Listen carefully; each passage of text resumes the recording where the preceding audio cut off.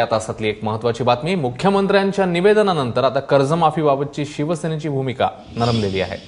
आज सादर होणारा अर्थसंकल्प मांडू देण्याची भूमिका आता शिवसेनेने घेतली आहे। अर्थसंकल्प सादर करण्याआधी कर्जमाफीबाबत ठोस आश्वासनं द्या अशी भूमिका विरोधकांनी घेतली आहे। शिवसेना देखील आधी याच विचारात होती, मात्र मुख्यमंत्र्यांच्या निवेदनानंतर शिवसेनेने आपली भूमिका बदललेली आहे। आणि शिवसेना आमदार विजय आवटेंशी या सगळ्या संदर्भात संवाद साधला आमचा प्रतिनिधी ऋत्विक भालेकरने। बघूया।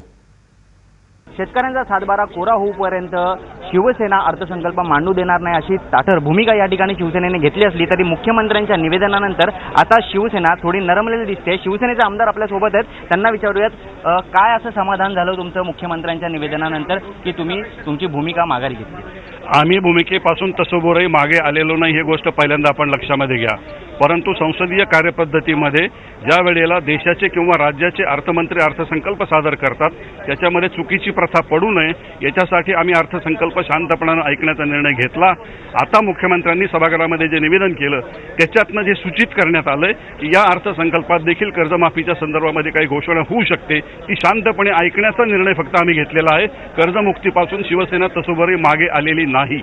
एक कायमस्वरूपी अशी योजना केंद्र सरकारने आखली पाहिजे की ज्या राज्यांचा स्वतःच्या अर्थसंकल्प अर्थ तिजोरीतून आपला वाटा उचलण्याची तयारी असेल त्यांना नियमितप्रमाणे अशा प्रकारची आपल्याला काहीतरी मदत करता येईल अशी एक भूमिका, असा एक प्लॅन त्या ठिकाणी केंद्र सरकारने तयार करावा आणि त्या संदर्भात केंद्राने सकारात्मक तयारी दाखवलेली आहे। तुम्ही जे सगळे आमदार आहात, लोकप्रतिनिधी आहात, लोकांमधून निवडून आलेले आहात, कुठेतरी मंत्र्यांविरोधातही रोष होता, तुम्हाला लोकांना सामोरं जावं लागतं। आता पुन्हा जर शिवसेनेने आक्रमक भूमिका आपली मागे घेतली तर लोकांना तुम्ही कसे सामोरे जाणार? मी पहिल्यांदाही सांगितलं, शिवसेना आपल्या आक्रमक भूमिकेपासून जोपर्यंत या निर्णयाची तड लागत नाही तोपर्यंत मागे जाण्याचा प्रश्न उद्भवत नाही। पण संसदीय पद्धतीमध्ये ऐकूनच घ्यायचं नाही ही भूमिका शहाणपणाची नसते। सकारात्मक दृष्टिकोन त्यांना स्वीकारावा लागावा म्हणून आम्ही आग्रही होतो। आज तो दृष्टिकोन आम्हाला स्पष्टपणे दिसून आलेला आहे।